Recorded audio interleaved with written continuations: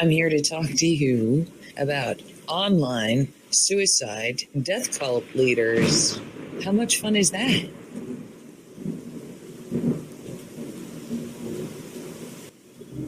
Okay, first of all, I want to explain about Thomas Schoenberger. Thomas Schoenberger is an individual who is on the board of directors for a ARG puzzle called Cicada 3301. And a lot of people believe that he hijacked that puzzle. He may not have been the original people when the puzzle started out in 2012. Also, he is instrumental in being a part of QAnon. And so that's another part of his history. He's been mentioned in the Daily Beast, Vice, news. There's been several articles about him. So he is a well-known public person, and it is believed, and we have a lot of receipts, that a lot of the trolling that takes place and the ganging up on people is orchestrated by Thomas Schoenberger.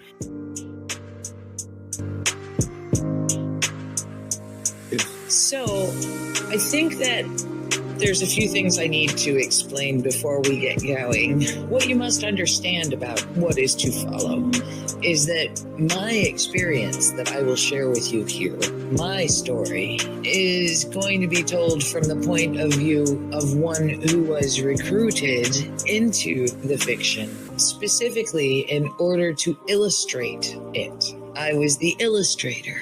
Sometimes we've done things in the past that we wish that we didn't do. I understood what the language was, and I was sort of speaking it, but only kind of like a parrot.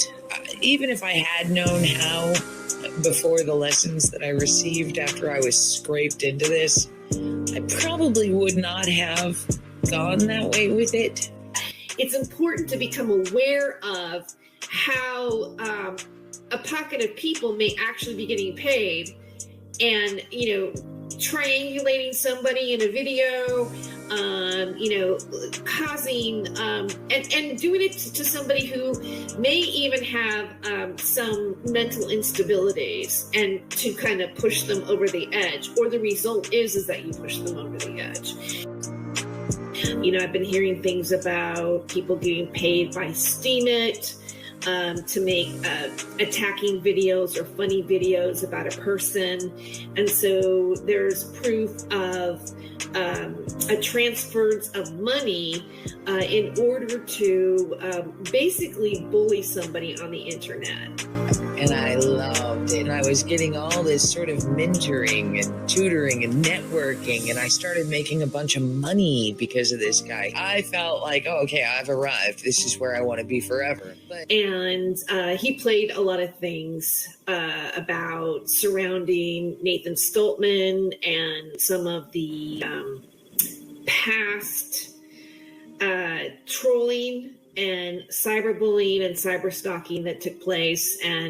But now that we're dealing with the world of online psychological torment, the police, the lawyers, the judges, they're just sort of like, I don't know, man, there's nothing in place to protect you. So without some kind of actual tangible proof, you're not going to get anywhere.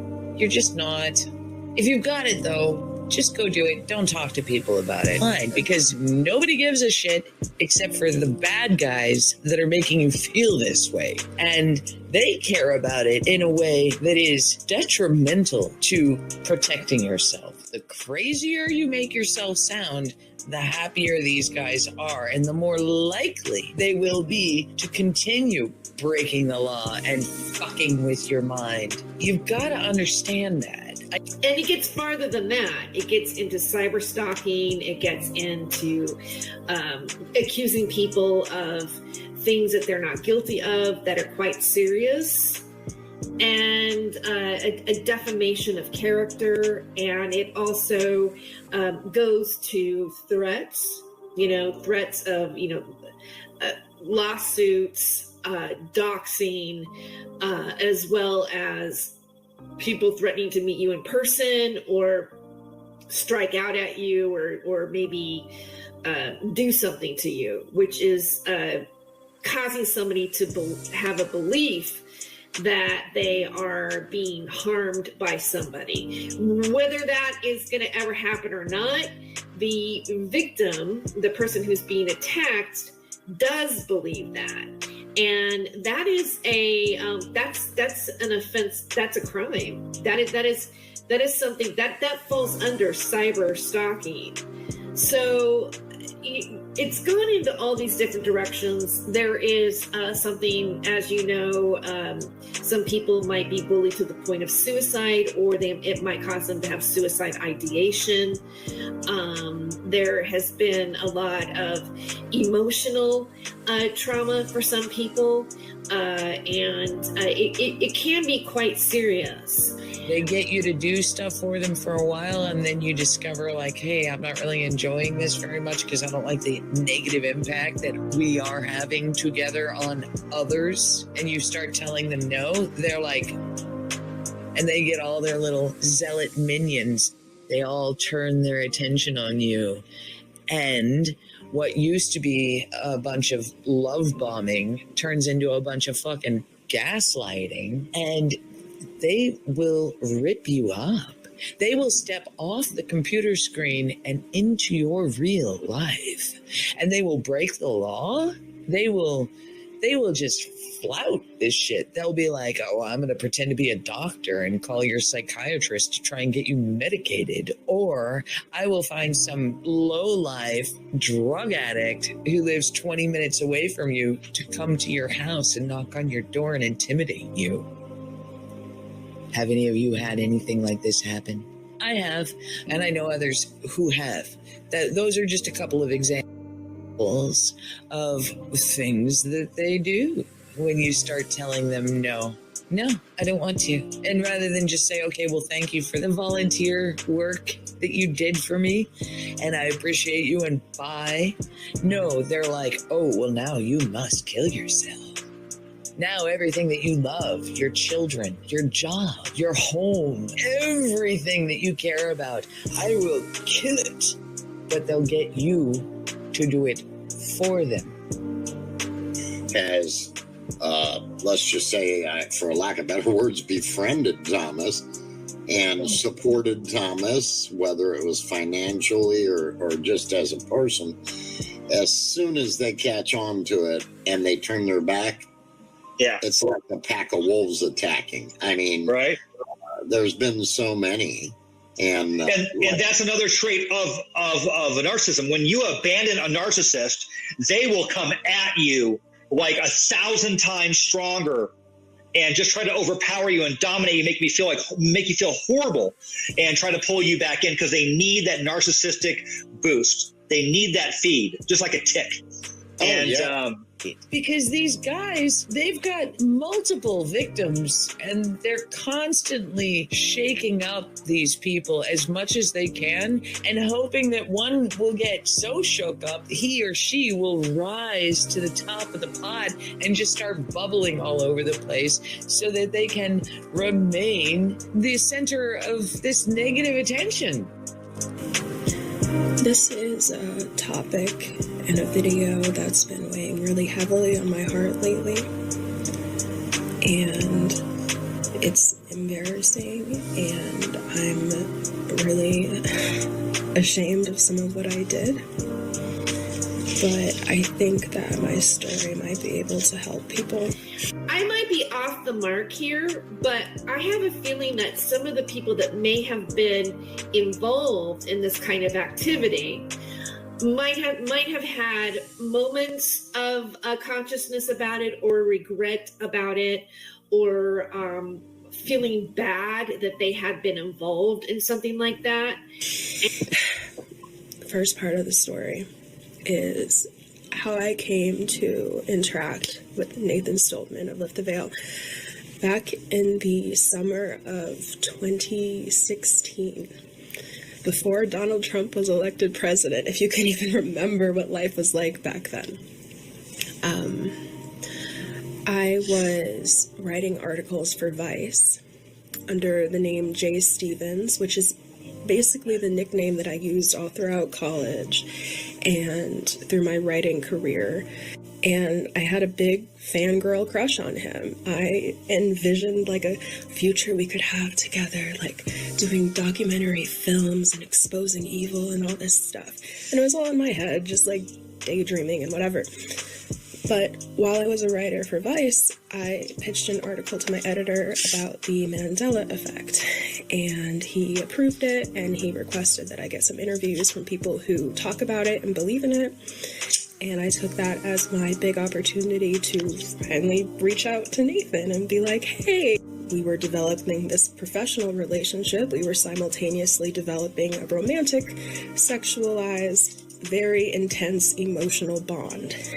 And if you remember those shows, you probably could guess that a lot was happening behind the scenes, and a lot was happening behind the scenes, and it was just very intense. In, I think, early spring of 2017, I was contacted by a woman on Twitter who DM'd me and said that she wanted to talk about Nathan and ask me some questions, and kind of hinted at the fact that she was going through a similar situation to what I went through. And after the call, she added me to a Discord chat with 2 other women, each of whom also had very similar stories. And I should say that before this moment, I didn't know who any of these women were. They were just 3 new characters in my virtual reality game, but they all seemed to have compelling and believable stories. Like, at first, this Discord chat was just a bunch of, like, commiserating and being like, yeah, like, I can't believe he did this and he acts this way and da-da-da-da, just like girl petty shit talk type of things. Rather than taking money and LARPing and creating scripts and doing all these different things to target and harass somebody. But then it pivoted into something much more dangerous, and with the goal of exposing Nathan and destroying his reputation and career online. And they weren't just 3 random women. Like, the one who recruited me is someone who was working on video editing for him at the time. Oh, I'll let you guys guess who that was. And then 2 other women. But didn't somebody in a previous video we just watched say that she took over all of his editing of his videos? Imagine that. Imagine that. But let's continue on. The second woman, who I think may have been just as kind of drawn into it unintentionally like I was in a semi-public relationship with Nathan at the time. Like, they talked on the phone, at least, unless all of that was fabricated. But I remember him referencing her anyway. And then the third woman, which is really what makes me think that something much deeper was going on here than just some crazy female shenanigans, was a woman who said that she was it's gonna sound crazy, that she was on the run from a cult.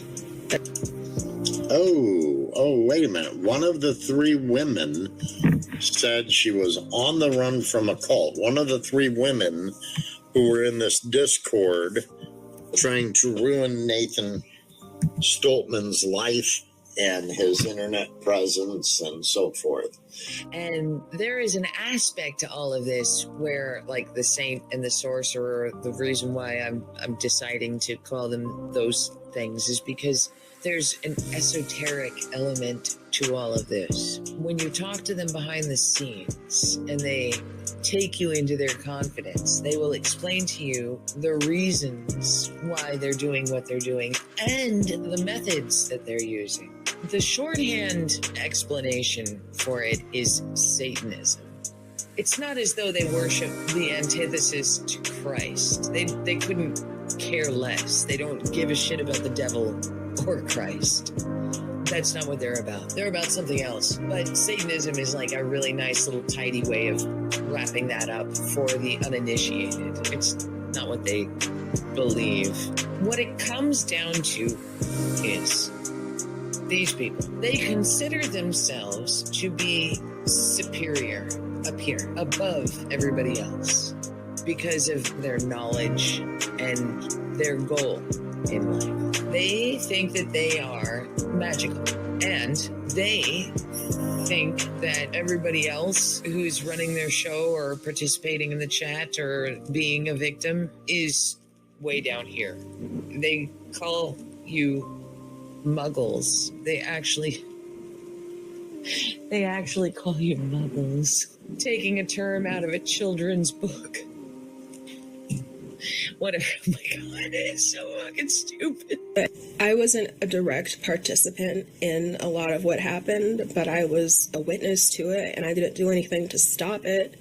They made Twitter accounts where they would just like post memes about Nathan, like making fun of him or what he said, and just kind of to drive him crazy and, you know, hurt his ego and pride and confidence. And they would reach out to other YouTube content creators and try to get them not to work with him.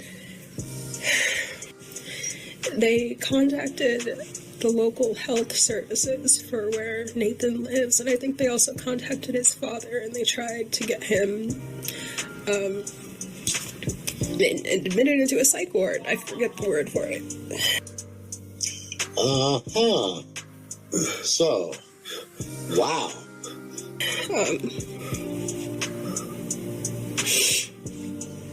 It's so sad.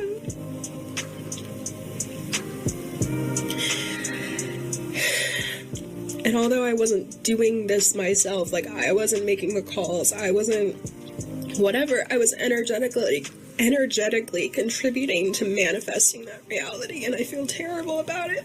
The woman who recruited me created an alternate account. I don't even think it had like a picture tied to it, and started a discourse with Nathan on Discourse and offered like his services, because it was like a dude account. He was like named Tim. So Tim offered his video editing and organizational skills, and somehow got access to Nathan's channel. Like Nathan made him an administrator on his channel. You know, because I think all of us have, you know, made a mistake in our perception of what we think is actually really going on. And I think that's part of the game, is to get everybody all confused, and you start fighting with all these people, and you end up being like, all of a sudden the person who wasn't your friend is your friend now, and then then all of a sudden there's people putting you together and they're attacking you with those people. Which at the time I took as proof that like, oh yeah, Nathan's insane and stupid and deserves to be taken out. And once we got this access to his channel, they brought up basically that I had said I wished that all the videos that we did together would be gone and deleted. Not out of embarrassment. I know Nathan mentioned that today, and I don't even know how much of this Nathan is aware of, because we've never spoken about this. I'm not going to publish this video unless I get his permission to do it, because I don't want to do anything that's going to hurt him. Once we got access to the channel, I provided a link to almost all of the videos that we did together. Nathan and her. And she deleted all of them. And I'm saying this now because when all of this was happening in spring of 2017, Nathan just so happened to be covering the Hampstead child abuse case and satanic ritual abuse for like the first time intensively, and doing video after video after video exposing these things and bringing new people into awareness about this evil underbelly. And I don't believe in coincidence.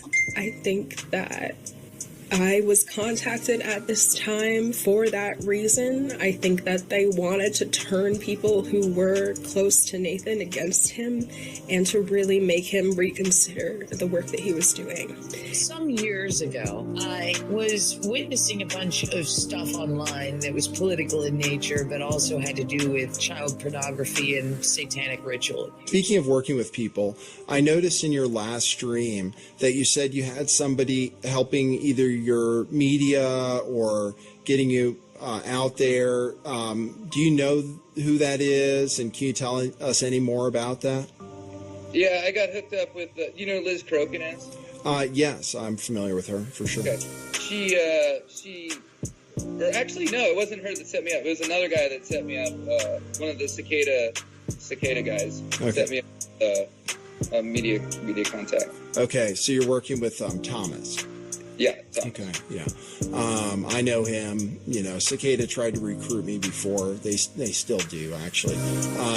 So I'm familiar with Thomas and what he does. So all I'd say to you in terms of everything, QAnon and everything else, having been through this stuff before, having had human intelligence come up to me, having a lot of people that are the worst people I could be friends with try to offer me help, I just tell you to be very, very cautious about who you trust. Even Thomas, you know, who I think might be able to help you out. But, you know, just, you know, this is a long, tough road. So make sure, you know, you're doing it. Just make sure you're doing all the things you want to do the whole time. I guess, some advice knowing who you're working with. So, and that's what I wanted to know about.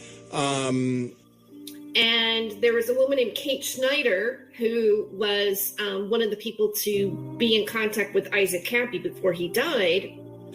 And I think that they maybe, or at least they are doing this to people who are involved in similar disclosure activities now. And I didn't have that hateful anger inside of me. I was just like a petty, jealous, unthoughtful bitch about everything, but I didn't want to kill him or anything. And that girl, the one who said she was from a cult, became very like militant about the mission of ending his career and his prospects, and I distanced myself from it. So that's what happened. Wow, the last part of that is crazy. But I didn't want to kill him or anything. And that girl, the one who said she was from a cult, became very like militant about the mission of ending his career and his prospects, and I distanced myself from it.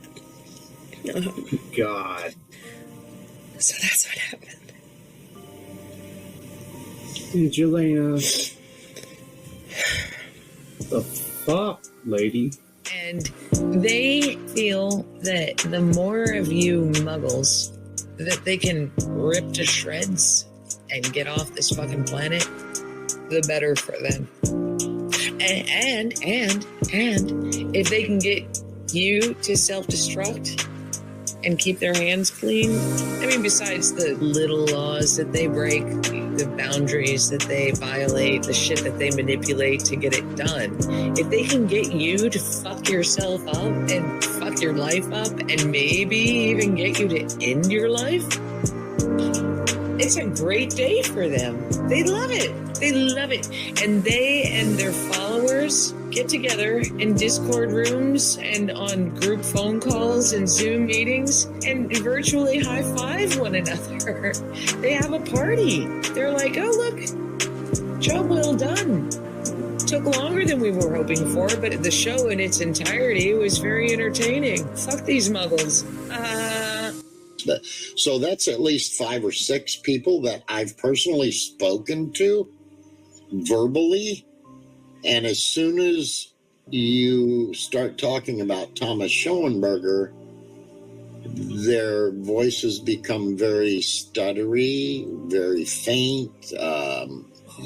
You can definitely tell there's trauma there, and they don't want to speak about it. Now, On the other hand, if you don't have any proof and there is no real actual present danger, if there's no real threat, the way to make it stop mattering is just don't fucking participate. You know, I've spoken to Carrie as well, the All Seeing You, and she's told me personally and explicitly in multi-hour conversations exactly what Thomas and Frank Bacon did to her and how they did it.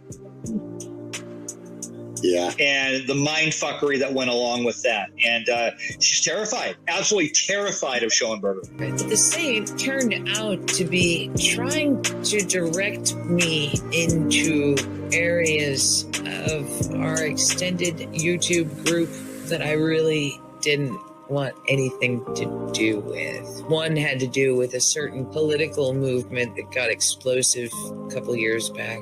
And I was like, no, I don't want to know anything about that. Another one had to do with a particular character that met a markedly unpleasant end, which may or may not have been suicide. And I was like, no, I don't want to have anything to do with that either.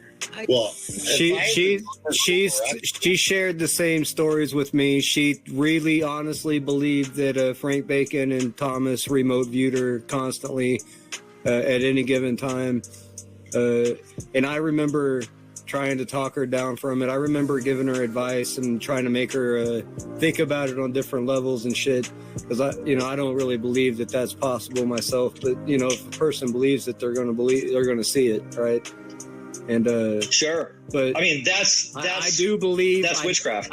She's either the best actor in the world, or she was really that paranoid, and she really believed that about them, which I always found a bit ridiculous. But now that you say that, it kind of reminded me of the conversations that I had with her as well. So she literally, if I remember correctly, she was like Pavana. She wouldn't leave her home, even to walk to the grocery store, go to the grocery store. And I believe she ended up moving finally because she was so scared of these people. And she's another one that actually was suicidal. And that's what she told me. Yeah.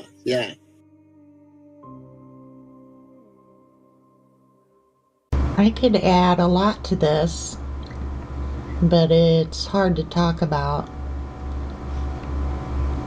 It's easier just to make cartoons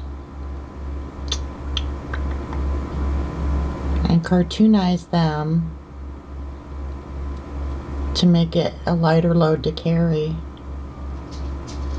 because they're still at it, mocking, bullying, doxing, shaming, you name it, led by the convicted stalker, narcissist, Thomas Schoenberger.